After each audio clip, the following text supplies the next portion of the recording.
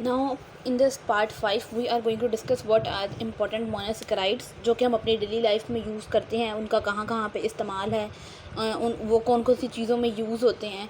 तो हेक्सोसिस आपको पता है फेमस सबसे इम्पॉर्टेंट हमारा जो मोनोसेकेराइड है दैट इज़ हेक्सोसिस, जिसमें सबसे पहले हमारे पास ग्लूकोज है। और कि हमारी बॉडी को, हमारे ब्लड को, हमारे सेल्स को जो भी एनर्जी सबसे पहले ग्लूकोज प्रोवाइड कर रहा होता है। ग्लूकोज का दूसरा नाम इम्पॉर्टेंट MCQ ग्रेप शुगर, और इसको हम डेक्सट्रोज भी कहते हैं। डेक्सट्रोज मैं आपको प्रीवियस पार्ट 4 में बता चुकी हूँ।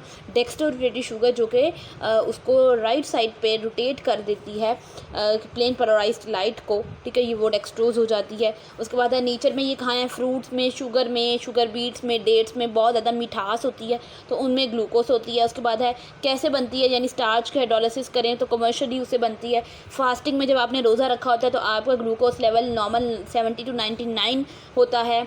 नॉर्मली हमारे यूरिन में कोई ग्लूकोज प्रेजेंट नहीं होती, और अगर ग्लूकोज जो है वो यूरिन में आ रही है, इसका मतलब पेशेंट को डायबिटीज़ मेलाइटस है, ठीक है। उसके बाद है शुगर, ब्लड शुगर भी यूज़ करते हैं ब्लड ग्लूकोज के लिए वर्ड। उसके बाद है रिडक्शन, हम पढ़ चुके हैं। रिडक्शन रिएक्शन में सॉर्बिटल बनती है, यानी अल्कोहल बन जाती है। और ऑक्सीडेशन में हमारे पास 3 शुगर एसिड जो हम पार्ट 4 में कर चुके हैं, ग्लूकोरिक एसिड, ग्लूकैरिक एसिड और ग्लूकोरोनिक एसिड, ये 3 शुगर एसिड जो हैं वो बनते हैं कार्बन 1, कार्बन 6, और कार्बन 1 और 6 दोनों को इकट्ठा करके, तो वो ऑक्सीडेशन हो जाती है।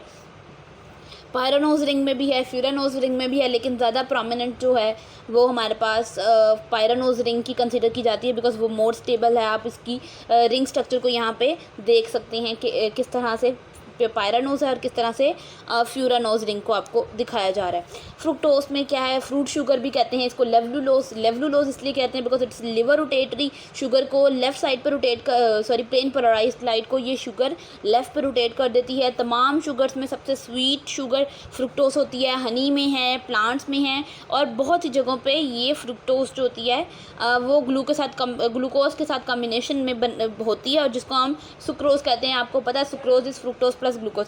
इंसुलिन एक पॉलीसेकेराइड है। इंसुलिन जो है वो किससे मिलके बनी होती है, फ्रुक्टोज से मिलके बनी होती है। इसलिए ग्लोमेरुलर फिल्ट्रेशन रेट GFR को इन्वेस्टिगेट करने के लिए हम इंसुलिन के लेवल को चेक करते हैं।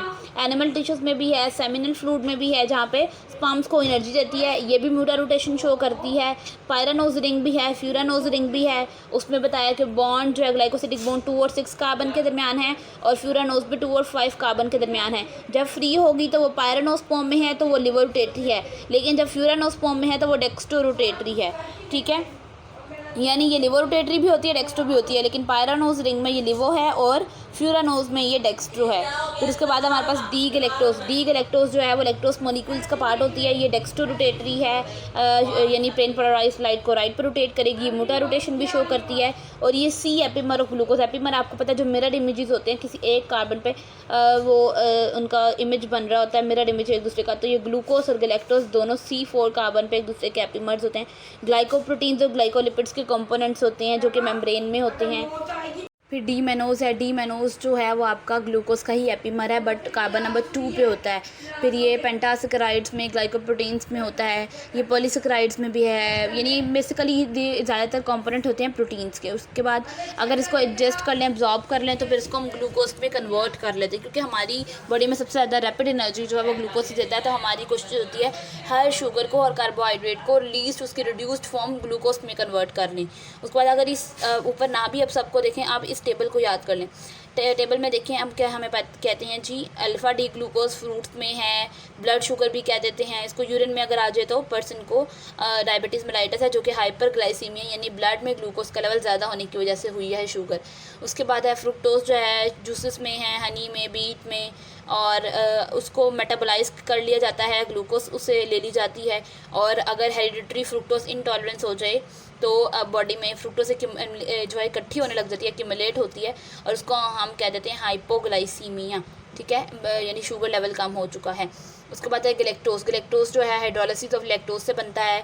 आपको पता है मेमोरी ग्लैंड्स में भी बनता है, मिल्क प्रोड्यूसिंग ग्लैंड्स में बनता है। ग्लाइकोलिपिड्स और ग्लाइकोप्रोटीन्स का भी इंपॉर्टेंट कंपोनेंट है। और अगर ये हमारे पास गैलेक्टोसीमिया हो जाता है तो वहाँ पे जो मेटाबोलाइज ग्लूकोज को नहीं कर पाते, और जिन्हें हमने कहा कैटरैक्ट्स जो हैं वो मोतिया होता है आँख में।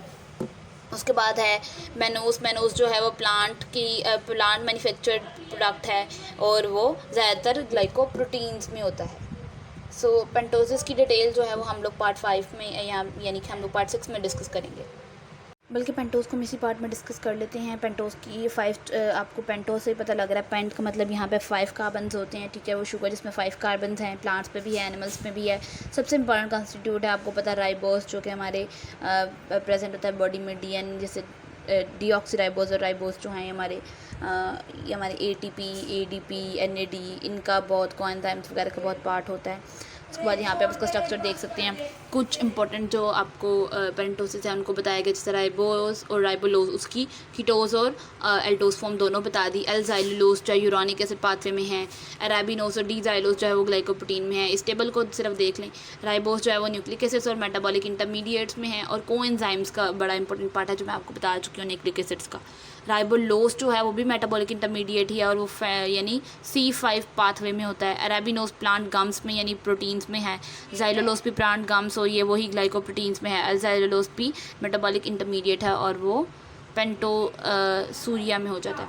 उसके बाद डीऑक्सी शुगर्स क्या हैं? डीऑक्सी शुगर्स जो हैं ये वो शुगर्स होते हैं, इनमें ऑक्सीजन ग्रुप जो होता है हाइड्रोक्साइड ग्रुप का उसको रिमूव कर देती हैं, और पीछे जो है हाइड्रोजन सिर्फ रह जाता है। और सबसे most important deoxy sugar 2 deoxy ribose है, जो कि डीएनए का पार्ट है, ठीक है। तो अभी हमने ऊपर राइबोस भी देख लिया और ये हम डीऑक्सी राइबोस भी देख रहे हैं। डीऑक्सी शुगर है हमेशा एल शुगर्स होते हैं, ठीक है, और जिसमें हमने रेमनोस भी लिया है। तो डीऑक्सी जो हमारे पास ग्लूकोस है उसको हम ग्लूकोस मेटाबॉलिज्म का इनहिबिटर भी यूज़ करते हैं। आपने मेन बात इसमें सिर्फ डीएनए की ही याद रखनी है। डाइस्क्राइड्स हम लोग नेक्स्ट पार्ट में 6 पार्ट में डिस्कस करते हैं।